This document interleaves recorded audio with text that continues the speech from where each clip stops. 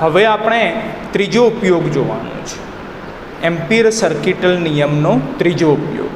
તો કે ત્રીજા ઉપયોગમાં આપણે એ વસ્તુ સાબિત કરવાની છે કે અનંત લંબાઈનો વિદ્યુત પ્રવાહ ધારિત નળાકાર છે, એ નળાકારની અંદર અને બહાર આપણે ચુંબકીય ક્ષેત્ર શોધવાનું છે.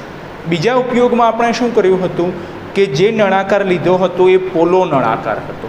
ધેટ મીન્સ કે ફક્ત નળાકારની સરફેસ ઉપર જ કંઈક પ્રવાહ હતો. પણ હવે ત્રીજો ઉપયોગ આપણે એવો લઈએ છીએ કે નળાકારની સરફેસ ઉપર નહીં પણ નળાકારની અંદર કંઈક પ્રવાહ છે. એટલે નળાકાર પોલો નથી, સોલિડ નળાકાર છે. બરાબર. ચલો તો જોઈએ છીએ ત્રીજો ઉપયોગ.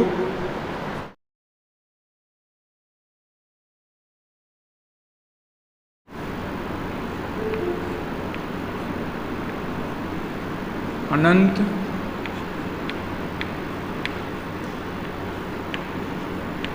લંબાઈ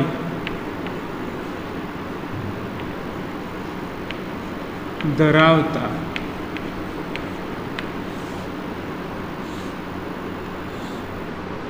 વિદ્યુત પ્રવાહ ધારિત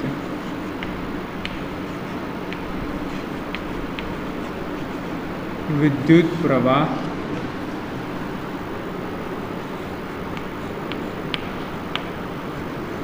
ધારિત નળાકાર ના કારણે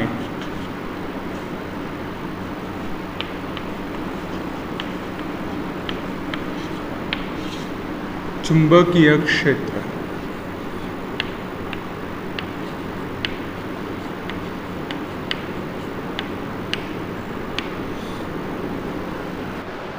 અનંત લંબાઈ ધરાવતો વિદ્યુત પ્રવાહ ધારિત નળાકાર છે, પણ એ નળાકાર કેવો છે? સોલિડ નળાકાર છે. બરાબર. એટલે એની અંદર કંઈક વિદ્યુત પ્રવાહ છે. બરાબર. તો એના કારણે જે કંઈ પણ ચુંબકીય ક્ષેત્ર મળે છે એ આપણે શોધવાનું છે. બરાબર. એટલે અહીંયા આપણે લખી દઈએ છીએ સોલિડ નળાકાર, એટલે કે સોલિડ સિલિન્ડર.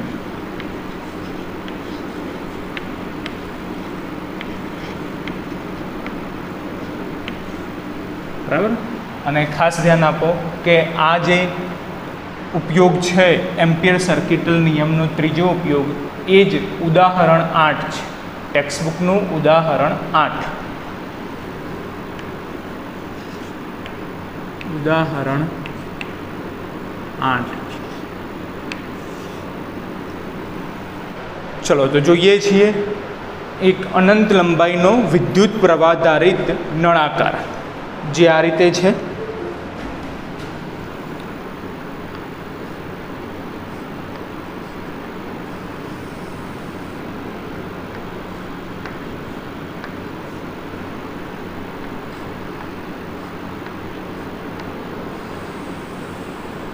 આ એક અનંત લંબાઈનો નળાકાર છે.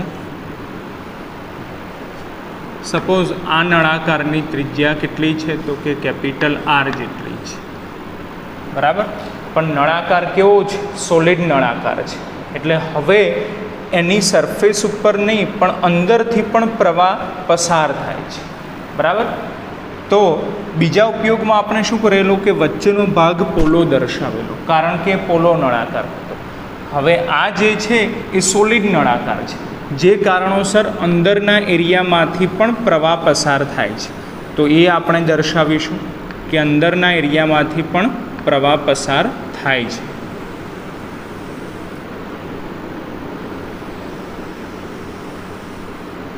બરાબર. આ અંદરથી પસાર થતો પ્રવાહ આપણે દર્શાવીએ છીએ, જે માની લો કે સપોઝ અધો દિશામાં પસાર થાય છે. બરાબર. I જેટલો વિદ્યુત પ્રવાહ અધો દિશામાં પસાર થાય છે. તો હવે આ નળાકારની અંદર કોઈ એક બિંદુ આવેલું છે. સપોઝ અહીંયા P બિંદુ, કે જ્યાં આપણે ચુંબકીય ક્ષેત્ર શોધવાનું છે. બરાબર. એવી જ રીતે નળાકારની બહાર એક બિંદુ આવેલું છે, આ સ્થાને Q બિંદુ, ત્યાં પણ આપણે ચુંબકીય ક્ષેત્ર શોધવાનું છે. કોની મદદથી? તો કે એમ્પિયર સર્કિટલ નિયમની મદદથી. તો એમ્પિયર સર્કિટલ નિયમ માટે ફર્સ્ટ રૂલ શું છે કે જે બિંદુ પાસે ચુંબકીય ક્ષેત્ર શોધવું હોય એ બિંદુને આવરી લેતું આપણે એમ્પિયર લૂપ વિચારવું પડે, રાઈટ. ચલો તો એમ્પિયર લૂપ આપણે ડ્રો કરી દઈએ છીએ. પી બિંદુ પાસે ચુંબકીય ક્ષેત્ર શોધવું છે તો પી બિંદુને આવરી લેતું આપણે એક એમ્પિયર લૂપ ડ્રો કરી દઈએ છીએ, બરાબર.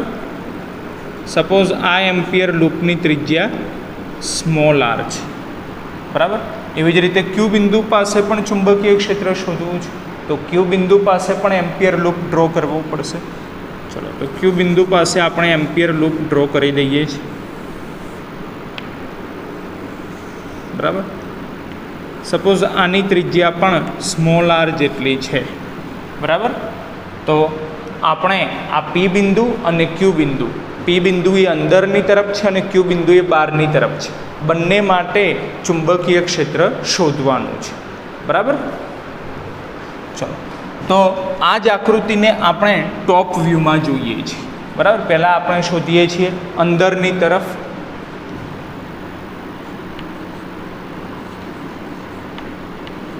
અંદર પી બિંદુ પાસે ચુંબકીય ક્ષેત્ર. પી બિંદુ તો તમે આકૃતિમાં જુઓ તો ખ્યાલ આવે કે small r less than capital r છે, બરાબર. પી બિંદુ માટે આપણે જે સ્મોલ આર પસંદ કરેલા છે એ કેપિટલ આર કરતાં કેવા છે, નાના છે, બરાબર. સ્મોલ આર એ પી બિંદુ માટે આપણે જે એમ્પિયર લૂપ ડ્રો કરેલ છે એની ત્રિજ્યા છે અને કેપિટલ આર એ નળાકારની ત્રિજ્યા છે, બરાબર. તો હવે આનો જ આપણે ટોપ વ્યૂ જોઈએ છીએ. ટોપ વ્યૂ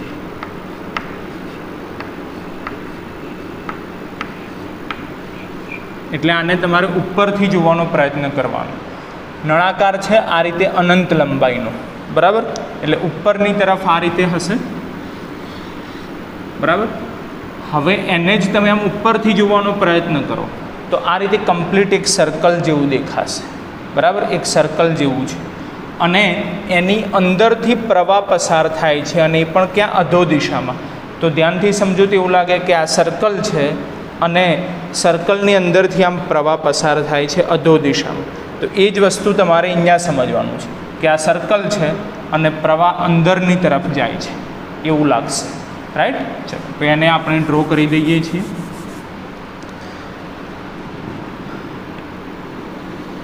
આ નળાકારનો ભાગ છે પણ આપણે ઉપરથી જોઈએ છીએ એટલે ફક્ત આપણને સર્કલ દેખાશે, બરાબર.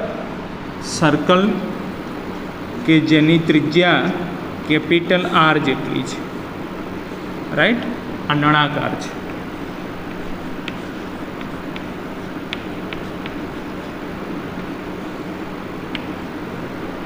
બરાબર.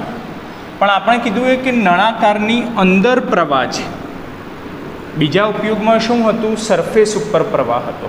અત્યારે નળાકારની અંદર પ્રવાહ છે અને એ પણ ક્યાં, અધો દિશામાં જાય છે એટલે કે અંદર તરફ જાય છે.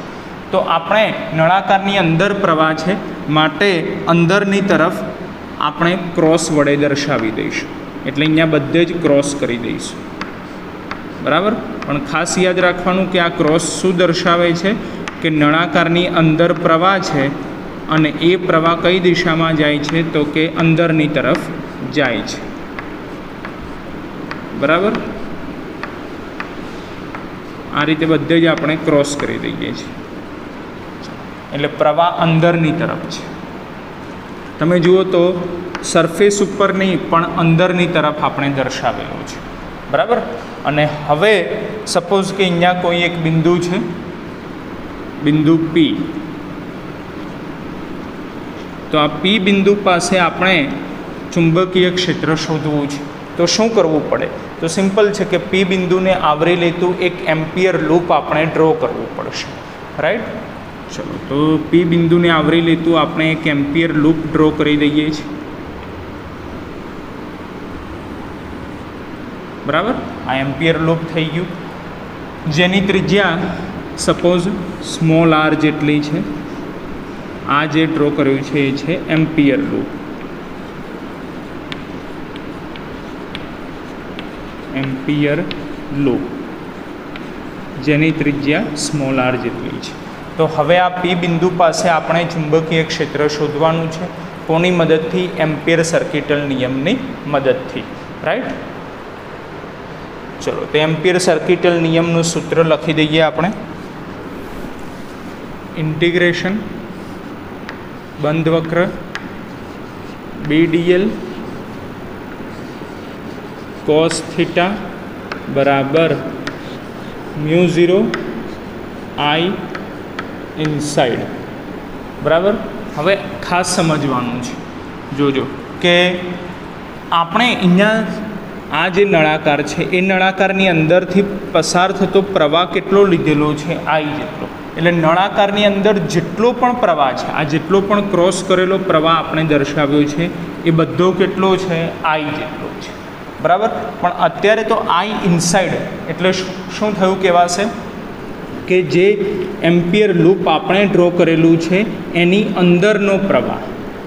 આપણને ટોટલ પ્રવાહ ખબર છે કે નળાકારની અંદર ટોટલ પ્રવાહ કેટલો છે? તો કે I જેટલો.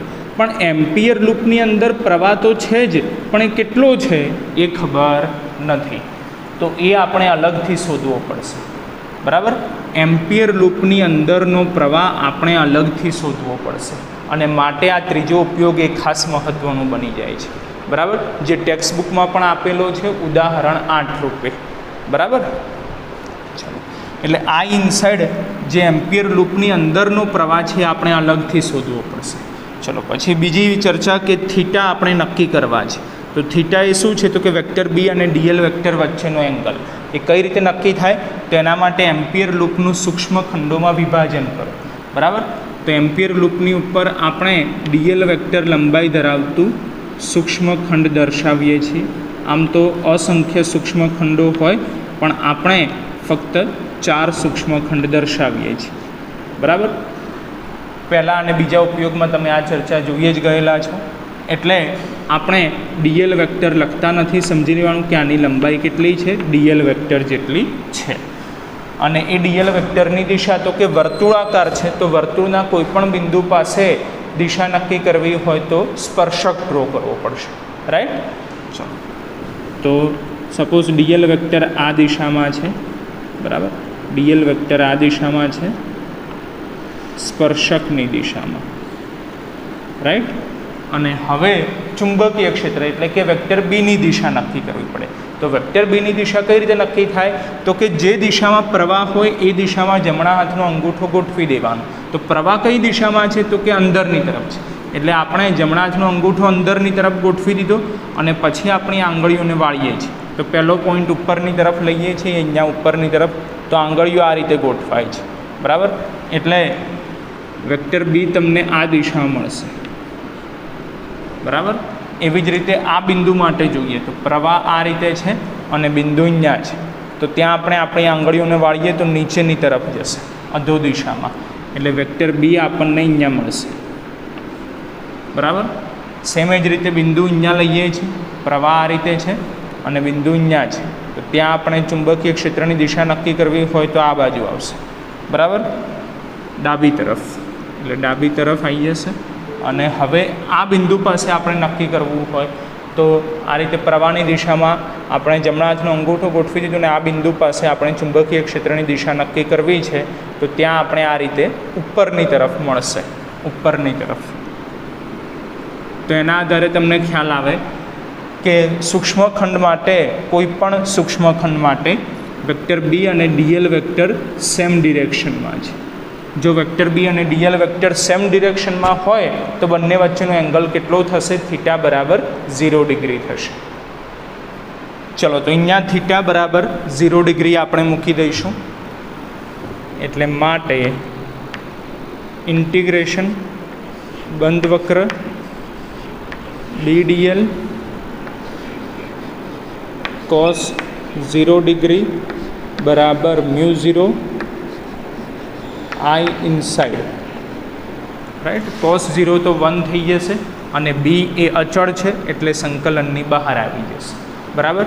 તો કે માટે બી ઇન્ટિગ્રેશન બંધ વક્ર DL બરાબર μ0 I inside. Right integration DL એટલે કે એલ થઈ જશે, તો માટે બીએલ બરાબર મ્યુ 0 આઈ ઇનસાઇડ, જેને આપણે સમીકરણ 1 આપી દઈએ છીએ. અને હવે ખાસ સમજવાનું છે જે ચર્ચા આપણે પહેલાં કીધી એ પ્રમાણે કે અહીંયા નળાકારની અંદર ટોટલ પ્રવાહ આપણને ખબર છે આઈ જેટલો, પણ એમ્પિયર લૂપની અંદર કેટલો પ્રવાહ છે એ આપણને ખબર નથી, તો એ આપણે અલગથી શોધવા પડશે. રાઈટ, ચલો તો એ આપણે અલગથી શોધીએ છીએ, જેની ગણતરી આપણે અહીંયા દર્શાવીશું.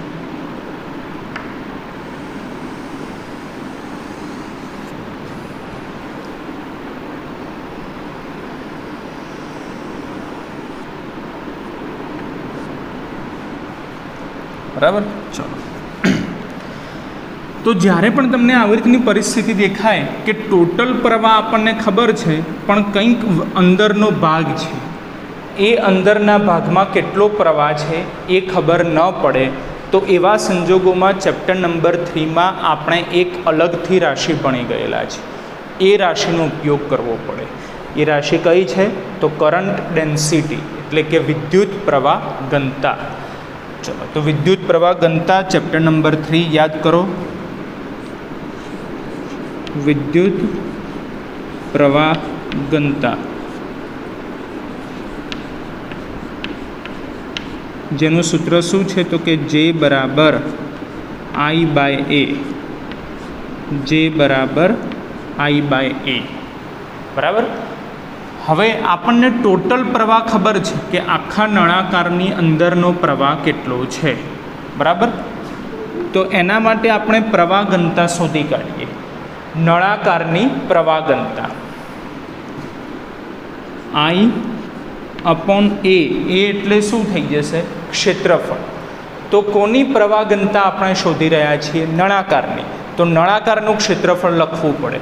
તો નળાકારનું ક્ષેત્રફળ પણ અત્યારે તો આપણને ફક્ત સર્કલ જ દેખાય છે, કારણ કે આપણે ટોપ વ્યૂ જોઈએ છે, તો સર્કલનું ક્ષેત્રફળ લખવું પડે. તો વર્તુળનું ક્ષેત્રફળનું સૂત્ર શું થાય? પાઈ આર સ્ક્વેર. પણ નળાકાર માટે છે એટલે ત્રિજ્યા કેટલી લેવાની? કેપિટલ આર લેવાની. એટલે અહીંયા એની જગ્યાએ લખાશે પાઈ આર સ્ક્વેર. બરાબર, એટલે નળાકાર માટે વિદ્યુત પ્રવાહ ઘનતા આપણને મળી ગઈ, જે બરાબર I upon pi r square. પણ હવે એમ્પિયર લૂપની અંદરનો પ્રવાહ કેટલો એ આપણે નક્કી કરવો છે. આ જે આપણે લખ્યું એ નળાકાર માટે છે. બરાબર, હવે આપણે શું નક્કી કરવાનું છે કે એમ્પિયર લૂપની અંદરનો પ્રવાહ કેટલો છે. એમ્પિયર લૂપ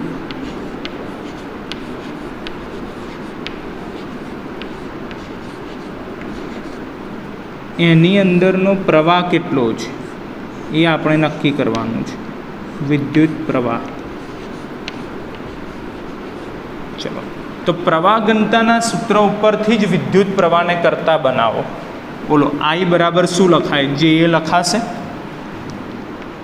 આઈ બરાબર જે એ,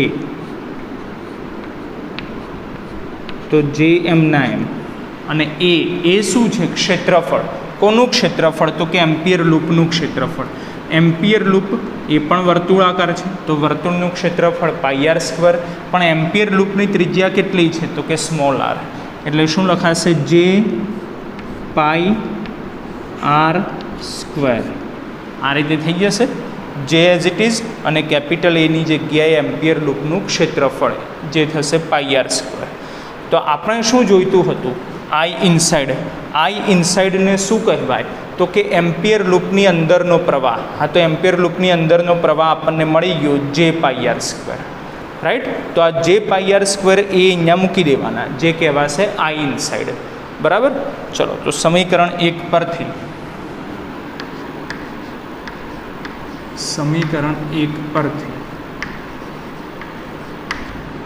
BL બરાબર મ્યુ 0 આઈ ઇનસાઇડ. આઈ ઇનસાઇડ એટલે કે જે પાઈ આર સ્ક્વેર. જે પાઈ આર સ્ક્વેર, બરાબર. જ્યાં જેની વેલ્યુ આપણે મૂકી જ દઈએ છીએ. જેની વેલ્યુ કેટલી મૂકવાની, તો કે I upon pi capital R square, બરાબર. ક્યાંક કેપિટલ આવશે, ક્યાંક સ્મોલ આર આવશે, બરાબર. તો એ કન્ફ્યુઝન ન થાય, સિમ્બોલ ખાસ સમજવાના, બરાબર. કેપિટલ આર એ નળાકાર માટે છે, સ્મોલ આર એ એમ્પિયર લૂપ માટે છે, બરાબર. તો જેની જગ્યાએ આપણે લખી દઈએ છીએ I upon pi r square માટે BL બરાબર mu 0 I upon pi r square into pi r square as it is. તો પાઈ કેન્સલ થઈ જશે, બરાબર. તો માટે B equal to mu 0 I r square upon L r square આ રીતે થઈ જશે. પણ હવે આ કેપિટલ એલ શું છે, તો કે કેપિટલ એલ એ લંબાઈ છે. કોની લંબાઈ છે, તો કે એમ્પિયર લૂપની લંબાઈ છે. તો એમ્પિયર લૂપનો આકાર કેવો છે, વર્તુળ આકાર. તો વર્તુળની લંબાઈ એપ્લાય કરવી પડે. વર્તુળની લંબાઈ શું થાય, તો કે એના પરિઘ જેટલી, એટલે કે 2 પાઈ આર. માટે બી બરાબર mu 0 I r square upon લંબાઈ લખી દઈએ 2 pi r into capital R square. તો એક આર કેન્સલ થઈ જશે, બરાબર. જેના આધારે આપણને ફાઇનલ ચુંબકીય ક્ષેત્ર મળી જશે બી બરાબર mu 0 I r upon 2 pi r square. આટલું ચુંબકીય ક્ષેત્ર મળશે, બરાબર. આ ચુંબકીય ક્ષેત્ર ક્યાં મળશે, તો કે કોઈક સોલિડ નળાકાર આપણે લઈએ કે જે કેવો છે, અનંત લંબાઈ ધરાવતો વિદ્યુત પ્રવાહ ધારિત છે. તો એ નળાકારની અંદર કોઈ પણ બિંદુ આવેલું હોય તો એ બિંદુ પાસે ચુંબકીય ક્ષેત્ર આપણને આટલું મળશે. યાદ કરો તો સેકન્ડ ઉપયોગ આપણે ભણી ગયેલા એમાં આપણે પોલો નળાકાર લીધો હતો.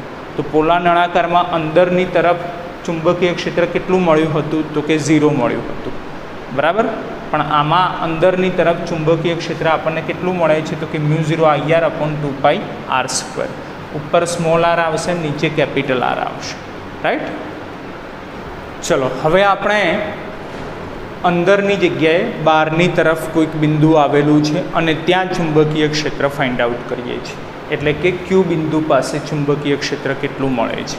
તો એના માટે પણ આપણે શું કરીએ છીએ કે આ આકૃતિનો આ જ રીતે ટોપ વ્યૂ જોઈએ છીએ. તેમાં નળાકાર તો બદલાશે નહીં, રાઈટ. એટલે જે બ્લુ કલરથી આપણે ડ્રો કરેલું છે, બરાબર, એ નળાકાર છે કે જેની ત્રિજ્યા કેપિટલ આર છે. એમાં અંદરની તરફ જતો પ્રવાહ આપણે ક્રોસ વડે દર્શાવેલો છે, એ સેમ રહેશે, બરાબર છે. ચલો તો એટલું આપણે ડ્રો કરી દઈએ છીએ. અંદરની તરફ નહીં પણ બહારની તરફ.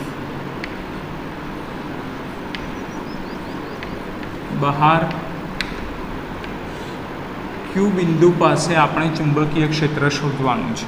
ક્યુ બિંદુને તમે ધ્યાનથી જુઓ તો ખ્યાલ આવે કે ક્યુ બિંદુ કે જેની ત્રિજ્યા સ્મોલ આર છે, જે નળાકારની ત્રિજ્યા કરતાં મોટી છે. એટલે શું લખાશે કે r greater than capital R, right. ચાલો તો હવે આકૃતિનો આપણે ટોપ વ્યૂ જોઈએ છે.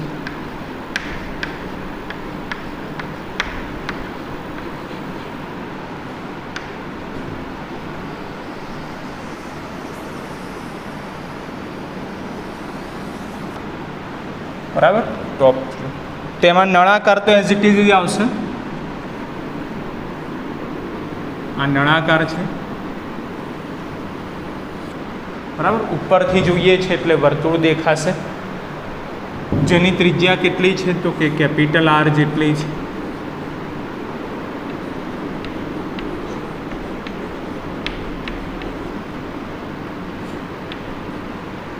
બરાબર. અને જે પ્રવાહ છે એ નળાકારની અંદરની તરફ છે, રાઈટ. આ રીતે અંદરની તરફ પ્રવાહ છે અને એ પણ ક્યાં જાય છે, અંદરની તરફ જાય છે. એટલે બધે જ આપણે ક્રોસ કરી દઈશું. એટલે આ નળાકારની અંદર બધે જ આપણે ક્રોસ કરી દઈશું, જે દર્શાવે છે કે નળાકારની અંદર તરફ જતો પ્રવાહ છે, રાઈટ. ચલો, અને હવે આની બહારની તરફ અહીંયા કોઈ એક બિંદુ આવેલું છે, બિંદુ ક્યુ. તો આ ક્યુ બિંદુ પાસે આપણે ચુંબકીય ક્ષેત્ર શોધવું છે. તો શું કરવું પડે કે ક્યુ બિંદુને આવરી લેતું એમ્પિયર લૂપ આપણે ડ્રો કરવું પડે, બરાબર. તો ક્યુ બિંદુને આવરી લેતું આપણે એક એમ્પિયર લૂપ ડ્રો કરી દઈએ છીએ.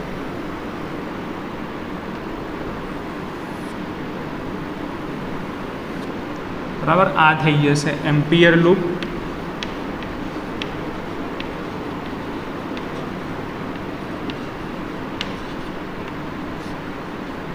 કે જેની ત્રિજ્યા કેટલી છે તો કે સ્મોલ આર જેટલી છે.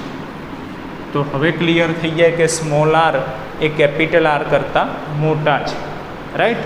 ચલો, તો હવે આ ક્યુ બિંદુ પાસે આપણે ચુંબકીય ક્ષેત્ર શોધવાનું છે. કોની મદદથી? એમ્પિયર સર્કિટલ નિયમની મદદથી. ચલો, તો એમ્પિયર સર્કિટલ નિયમ શું છે? ઇન્ટિગ્રેશન બંધ વક્ર BDL cos થીટા બરાબર μ0 I ઇનસાઇડ.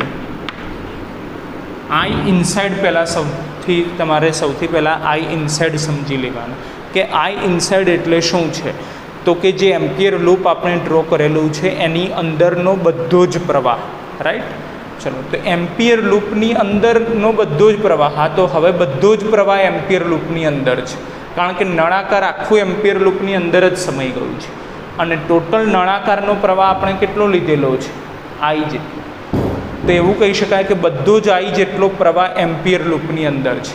દેટ મીન્સ કે I ઇનસાઇડ ઇક્વલ ટુ ફક્ત I આવી જશે, ફક્ત I આવી જશે, બરાબર. તો હવે ખાલી થીટા શોધવાના, બરાબર. થીટા એ શું છે? તો કે વેક્ટર B અને DL વેક્ટર વચ્ચેનો એંગલ. ચલો, તો આપણે વેક્ટર DL નક્કી કરી દઈએ છીએ, બરાબર. વેક્ટર DL ડ્રો કરી દઈએ. એમ્પિયર લૂપ ઉપર સૂક્ષ્મ ખંડ ડ્રો કરી દઈએ છીએ, બરાબર. જેની લંબાઈ કેટલી છે? તો કે DL વેક્ટર જેટલી છે, બરાબર. આ DL વેક્ટર લંબાઈ ધરાવતા સૂક્ષ્મ ખંડ આપણે દર્શાવી દઈએ છીએ, બરાબર. જેની દિશા કઈ હશે? તો એમ્પિયર લૂપની કોઈ દિશા નક્કી કરી દેવાની. જે આપણને ખ્યાલ છે કે આપણે એમ્પિયર સર્કિટલ નિયમ ચાલ્યો લાસ્ટ લેક્ચરમાં ત્યારે જ ચર્ચા કરી હતી. ક્લોકવાઇઝ ડિરેક્શન ફિક્સ કરી દઈએ છીએ, બરાબર. ક્લોકવાઇઝ ડિરેક્શન ફિક્સ કરી દઈએ છીએ. તો એ ગતિની દિશા થઈ ગઈ. તો વર્તુળાકાર માર્ગ ઉપર કોઈપણ બિંદુ પાસે દિશા નક્કી કરવી હોય તો ગતિની દિશામાં સ્પર્શક ડ્રો કરવો પડે. તો DL વેક્ટરની દિશા નક્કી કરવા માટે ગતિની દિશામાં આપણે આ રીતે સ્પર્શક ડ્રો કરી દઈએ છીએ. એટલે DL વેક્ટરની દિશા નક્કી થઈ ગઈ, બરાબર. અને હવે આપણે કોની દિશા નક્કી કરવી છે? તો કે વેક્ટર Bની દિશા નક્કી કરવી છે. વેક્ટર B એ શું છે? તો કે ચુંબકીય ક્ષેત્ર. ચુંબકીય ક્ષેત્રની દિશા કઈ રીતે નક્કી થાય? તો કે જે દિશામાં પ્રવાહ હોય એ દિશામાં જમણા હાથનો અંગૂઠો ગોઠવી દેવાનો. પ્રવાહની દિશામાં જમણા હાથનો અંગૂઠો ગોઠવી દીધો અને પછી આ ઉપરનું બિંદુ, ઉપરના બિંદુ તરફ આપણે આપણી આંગળીઓને વાળીએ તો એ જમણી તરફ ગોઠવાય છે. તો જમણી તરફ આવશે ચુંબકીય ક્ષેત્ર, બરાબર. એ જ રીતે હવે આ બિંદુ એટલે કે અહીંયાની તરફ, તો નીચેની તરફ જશે, રાઈટ, નીચેની તરફ. એવી જ રીતે હવે આ બિંદુ પાસે, આ બિંદુ એટલે કે નીચેની તરફ જશે, બરાબર. તો આ રીતે મળશે ડાબી તરફ, ડાબી તરફ, બરાબર. અને હવે આ બિંદુ પાસે તો પ્રવાહ આ રીતે છે અને બિંદુ અહીંયા છે. તો ચુંબકીય ક્ષેત્રની દિશા અહીંયાથી ઉપરની તરફ મળશે, આમ ઉપરની તરફ. તો આકૃતિના આધારે તરત ખ્યાલ આવી જાય એવો છે કે વેક્ટર B અને DL વેક્ટર વચ્ચેનો એંગલ કયો મળે છે? તો કે 0 ડિગ્રી મળે છે, બરાબર. એટલે થીટા બરાબર 0 ડિગ્રી છે. તો કે ઇન્ટિગ્રેશન બંધ વક્ર BDL cos 0 ડિગ્રી બરાબર μ0 I. આઈ ઇનસાઇડ એટલે આઈ થઈ જશે, બરાબર, આપણે પહેલાં જ ચર્ચા કરી લીધી. cos 0 તો 1 છે, બી અચળ ગણાશે, સંકલનની બહાર આવી જશે, તો કે બી ઇન્ટિગ્રેશન બંધ વક્ર ડીએલ બરાબર મ્યુ 0 આઈ. ચલો આમાંથી આપણે બી એટલે કે ચુંબકીય ક્ષેત્ર શોધવાનું છે, તો એને કરતા બનાવો. તો mu 0 I upon integration DL. Integration DL એટલે કે એલ થઈ જશે. તો એલ એટલે કે લંબાઈ. કોની લંબાઈ? તો કે એમ્પિયર લૂપની લંબાઈ. એમ્પિયર લૂપનો આકાર કેવો છે? વર્તુળ આકાર. તો વર્તુળની લંબાઈ શું લેવાય? પરિઘ એટલે કે 2πr. બરાબર. તો ફાઇનલ આપણને સૂત્ર મળી ગયું, બી બરાબર mu 0 I upon 2πr. 2πr.